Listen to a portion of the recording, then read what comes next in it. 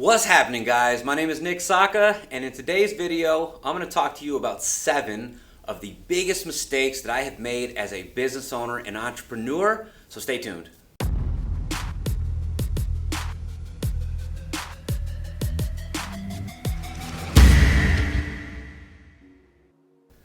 So before I get started, I wanted to give you guys a little bit of a background about who I am and how I got started in my entrepreneurial journey. I own a few insurance agencies, and I started this about 4 years ago, November of 2016, and this was my first real business. And I could honestly sit here and talk to you guys about 50 mistakes that I've made and are still making in this journey. I think entrepreneurship is all about continuing to make mistakes, refining your processes, and becoming better. But I decided to just sum it down into about 7 of the largest mistakes that I have made in my journey. And what I would tell you is when I was coming up with these, to make it easy on myself, I thought about some of the things that I'm currently doing that I wasn't doing 4 years ago. And that's how I came up with these mistakes. And so I'm still learning as we go every single day on this journey. And so I've also made another video about 5 things that I wish I stopped sooner. And I will tell you that, and I'll go ahead and drop the link in here so you guys can see it, but one of the things that I wish I stopped doing sooner was trying to do too many things at once, too many businesses, too many entrepreneurial ventures, and that's one of probably the first things. If you guys want to, go ahead and watch that video. I go a little bit more in depth. But without further ado, let's go ahead and get started. So the first biggest mistake that I've made as a business owner in my last 4 years is I wish I would have hired mentors and coaches sooner. Now, when I got started in this industry, I had some really good friends that helped me tremendously, and they were my mentors in the beginning of this journey. But what I'm referring to is this year, my 4th year in business, I've officially hired a coach, hired one of the top insurance agency owners in the country to be my coach. We're on a bi-monthly call, and I'm learning from the best. And my biggest mistake is not doing this sooner is because I could be so much further along in my journey had I had that mentorship, had I had that one-on-one accountability partner to help me reach my goals. Imagine the mistakes that you can learn from other people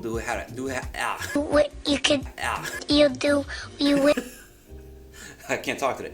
Who have already made those mistakes, and that way you can help avoid them. Now, you're not going to be able to avoid all the mistakes, but by having that mentorship, you're going to be so much further along the line. And if you're making the commitment to do whatever it is that you're doing in your business and or field, and you're in it for the long haul, why not make the investment? Now, how do you find the right mentors or coaches? Well, you can do that a couple different ways. There are books that you can read of people that have paved the way and maybe have blazed the trails that you're trying to walk. Or there are people that you can pay that normally we wouldn't have access to some of these people, but money talks. And some of them are usually willing to help, and willing to assist on your journey. So find the right people, find the people that are where you want to be, and reach out to them and figure out a way to get connected with them, because mentors and coaches will help you so much further along in your journey. And if there's something that I wish I did sooner, instead of now, 4 years in, it would have been hiring a coach and a mentor sooner. My second biggest mistake as a business owner is not trusting my gut. Now, all of us have intuition, especially as business owners. We all have gut feelings, and not just business, but in relationships and pretty much everything. And I'll tell you that as a business owner, whether you're hiring and bringing people onto your agency and you get a good or bad gut feeling about bringing them on in the first place, or your gut tells you that you need to fire somebody and you don't act on it, or you meet a new business relationship, or a vendor is trying to sell you on something and you feel that it might be a bad investment where you're going to lose money and that transaction isn't going to be profitable for you and your business. What I'm telling you is to listen to your gut. Our guts have gotten us this far, and it's very important to trust that intuition and to act on it accordingly. This also leads me to my third biggest mistake as a business owner, and that is to fire quickly. You're fired! And to never hire based on need. We are going to be in situations as business owners where you never want to hire because you need to hire people. You always want to be proactive with your hiring. And something that I do now that I didn't do back then was, I waited until an employee had to get fired. I waited until an employee, left me before searching for their replacement. And that puts you in a pickle. That puts you in a bind because now any and all candidates seem pretty good. Why? Because you need them. And if you can be proactive about your hiring, you will be able to scout and identify much more qualified and talented people to add to your team, to add to your organization than you would if you were hiring out of need. My fourth biggest mistake as a business owner was my unwillingness to invest a lot early on. What I mean by this is that in the beginning, we're reluctant to invest and think big and act big because it is scary, right? I remember vividly I'm at Fry's Electronics and it's time to buy all the technology to get my insurance agency open. And I remember giving my credit card over because I just started out. And I'm buying, a printer, I'm buying computers and monitors and all these things. And I'm reluctant to even just give over my debit card because it's scary making these large investments into a business. It's scary to invest in the unknown. You're not sure what kind of ROI you're gonna get. But similar to my other points as far as like hiring a mentor and a coach is that if you are coached and mentored by people that know the way and have gone the way, then you wouldn't be reluctant to make these certain investments. You would actually have a lot more confidence and belief in what you were doing, and the return on investment is going to come. You're going to get that money back times 3, times 5, times 10, and so you won't be as reluctant to invest so much early on.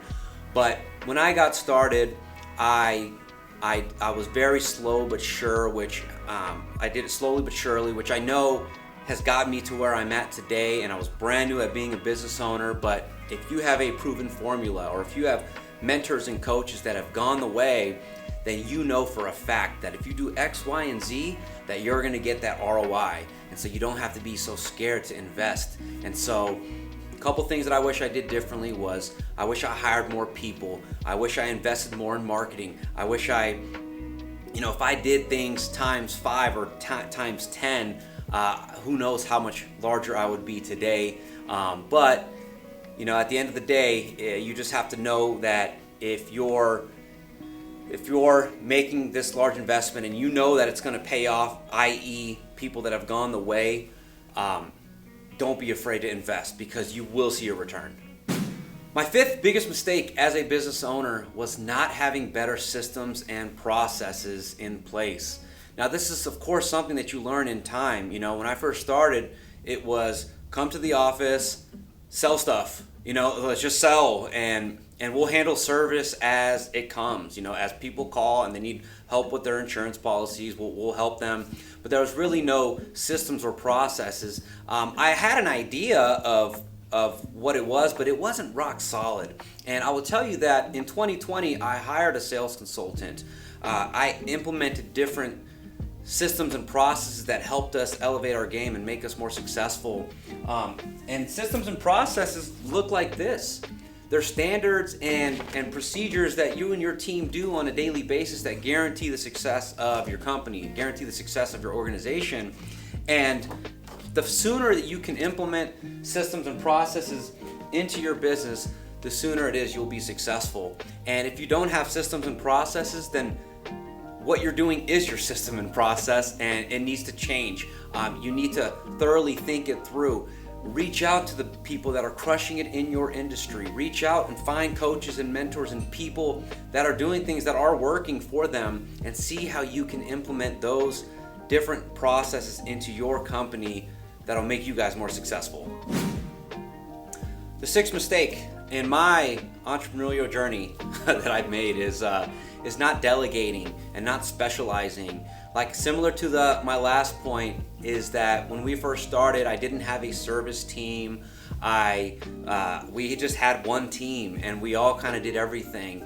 So if the phones rang, we handled service. But when the phones weren't ringing, we were trying to sell people stuff. We're calling people and we're focused on sales. But as you grow as a business owner, you're going to realize things that you can delegate that are not deserving of your time. And the sooner you can do that, the sooner you'll be able to focus on the things that make you really good. Maybe you're really good at going out and shaking hands and networking and meeting people. Maybe you're really good at sales and you need to focus on that. And so your time doesn't need to be spent handling $10 an hour servicing of customers, right? But if you can figure out, okay, what is deserving of my time? What's the highest pay, what's the highest value task that I can be spending my time doing, and focus on those things. The highest revenue generating things that you can do as a business owner is going to be key to making sure that you're successful. Early on, like I said, it was a crap show. We were all doing a little bit of everything.